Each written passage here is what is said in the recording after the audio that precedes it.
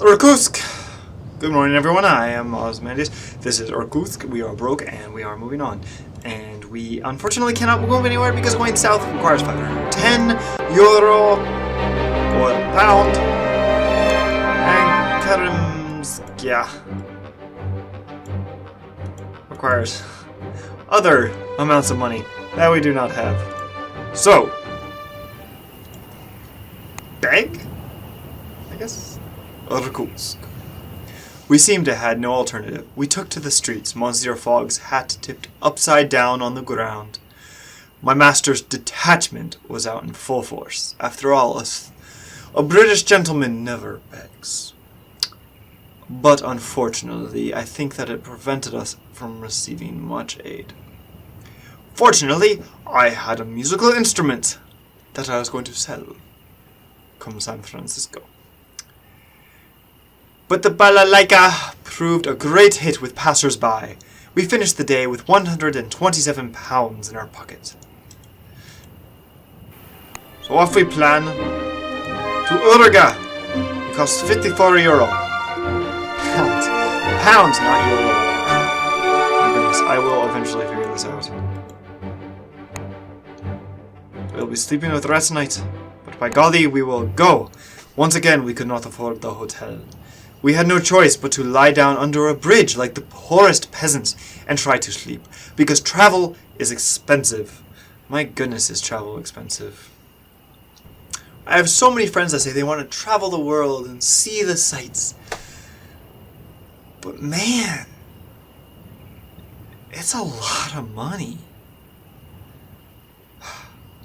The night was cruel and hard. I woke twice, as tired as when I'd lain down. And Fogg just doesn't like me no more. But we will embark, and it will be uncomfortable, but we will ride our horses! Horses? Who knew? We joined the regular Buryak-led horse caravan between Irkutsk and Urga. Monsieur Fogg had a passable seat, of course, but I steeled myself for the enduring ride. I mean, after all, I kind of spent all our money. My steed was a stocky Mongolian horse of even temperament. It had a much better notion of how to conduct itself than I did. And so we just came to an uneasy understanding.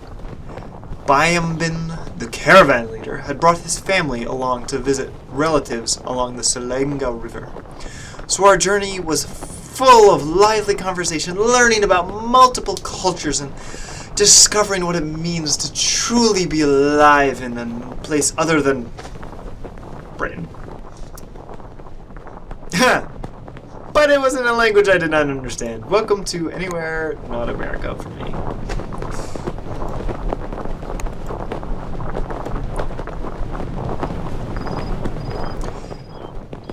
Bianbin drew his mount up to us as we stopped for the night. "Family," he said, and rolled his eyes. "Be sure to shake out your sleeping bags before you bed down. My little cousins are terrible pranksters, putting a fake snake in your bed. Or maybe a real snake. I'd best take his advice." Good advice, as it turned out. Good. When had they managed to smuggle so many spiders into our bedclothes? Spiders, not snakes. Close enough. They're both really creepy. Phineas Fogg attempts round-the-world adventure. They only caught me halfway around the world. I asked Bayambin about Urga, where we are heading, and he shrugged. "It is a miserable town, but better than Russia." Namgar, Bayambin's eldest sister, spat. "The wilderness is really the only place worth being in. I gotta say, it's pretty nice out there. I've gone camping there. I went camping out with my family, and we forgot every single timepiece possible. We forgot watches, we forgot phones for several days. We had to mark the days, and it was amazing. You ate when you wanted to eat, you got up when you wanted to get up, and you woke up at 3 a.m. because of the loons. We ride backwards and forwards like a train, she replied. It is ghastly, but so is everything else. An optimistic pessimist. We fell silent as the caravan reached the town of Ha, my friends, the simple luxury of sleeping under. Everything is context. And we converse with fog. Your attention is very relaxing. Good, because I kind of screwed you over there for a little bit. We were stopped by a troop of Cossacks, a few miles out of the yellow stripes on their cap bands and trousers bright against the gray-green landscape. I gave them a bright smile, because when in doubt, bluff.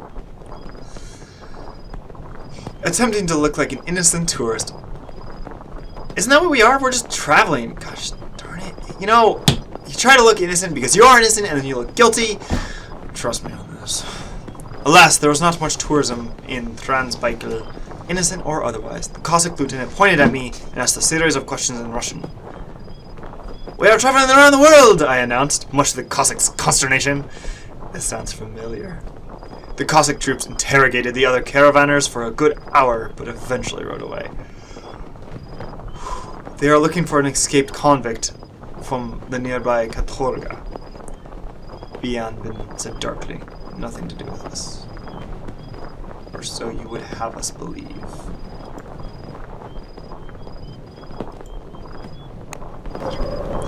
Okay, so I'm assuming the comb is attending to fog. We awoke to an uproar. A thin, ragged woman had staggered up to our camp in the pale light of dawn and collapsed beside the horses. Where did she come from? Where did she go? Where did she come from? Cotton-eyed Phineas. But I rushed to her side because I'm a nice, noble-hearted person. Her breathing was shallow but steady, but she looked half-starved and lice-ridden. She is the prisoner the Cossacks seek, Bianbin said, tugging royally at his sleeve. We should leave her. Namgar gave him a freezing look. She came to a campfire, and you would turn her away? The Cossacks are already gone. They will not search where they have already searched. Hopefully. They need know nothing. I'm getting a little spine on myself. I don't like this. The Cossacks will return, and if they find her with us, Bianbin shuddered, then we will be the ones in the prison camps. But we must take her. Well, sometimes. No matter the consequences, Monsieur Fogg added. Yes, I am repairing relationships. That is very nice to hear, Namgar said sweetly. But I would have sooner left you too than her. She picked up the convict like a bale of hay and slung her over my mount. I held her gently and gripped the reins with my free hand. The woman stirred a little, and I saw her eyes were a bright green leaf before they slid shut. I do not want to break rocks for the rest of my life, Bianbin muttered sadly as we set out once more. I was surely choke on prison cram. But my master likes me, and who cares about anything else? Fog! Thank you, Soren is mostly restored. Every time I talk to him, he gets restored. This is good to know. The convict awoke today, and to my surprise, she spoke French as well as Russian. She is bilingual. It was not my first time in the Katorga. Verushka boasted. I'm assuming that's the prisoner because they didn't actually tell me. Nor is this my first escape. Great. I gotta run away. Where did you learn to speak French? In Switzerland, where I did not learn Swiss, but I was only studying 3 years ago. It feels more like a lifetime, because you've been in a gulag, and gulags are awful. Although they will worse after 1917. Verushka told me she had studied to be a doctor in the Swiss university, but given up her degree to fight injustice in her homeland. Do you regret coming back here? I asked, looking at her sunken eyes and pallid flesh. How can I regret it? Verushka sighed. The Tsar can send me to Siberia 1,000 times, but I will not lose my purpose. That is a woman who has something far beyond herself.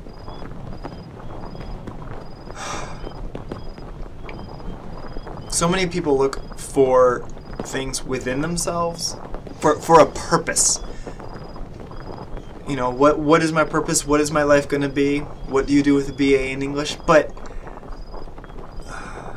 the people who really are satisfied with what they are doing are the ones who find purpose in something beyond themselves, in something else, trying to help others to the point of sacrificing themselves.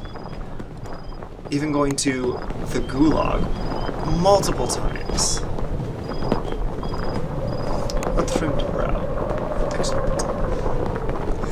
Verushka and Namgar had a shouting match on the outskirts of Urga. She wishes us to abandon her, Namgar raged. She thinks she will put us at risk if she enters the city with us. She's probably right. But we will take the risk, because she's amazing. We will take the risk, I said stoutly, growing my spine ever more upward. We have come this far together. My friends, Verushka said soothingly, I will simply wait here for nightfall and creep into Urga alone. I will take a Garuda and be gone before the Cossacks even suspect I am here.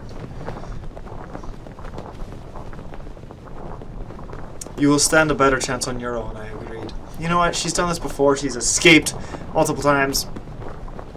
She can do what she wants. She's a grown woman. Quite so, Verushka shook my hand and nodded bravely, though I could see fear in her green eyes. Be sensible, Namgar. Do not worry so, Namgar. I'll send you a pamphlet from wherever I end up, Verushka cried jauntily. The Gulag had multiple pamphlets that they would always allow prisoners to send out, especially around Christmas time. I'm off to expose the Tsar's Katorgas to the world. Namgar gave me a look of seething hatred as we left her. She should have come with us, you coward. It is better this way, I said firmly, as we rode into Urga. I hoped that Verushka would make it past the Cossack patrols. I tried not to think of the thinness of her limbs, the bright green of her eyes. I lost one love. I think I can handle losing another. My master and I had other concerns. Urga! Boots. Sell for 53. I don't remember how much I sold anything for because it's been so stinking long since I played this game. So who knows how much I've got. 84. Alright, I think I'm going to end this episode here. It's been a very exciting one. Gotta give it that. With no money, I've managed to find passage across Russia down into China, I guess. I hope you all had a fun time watching this. I had a fun time playing it. I will see you in the next episode. Good night, and good luck.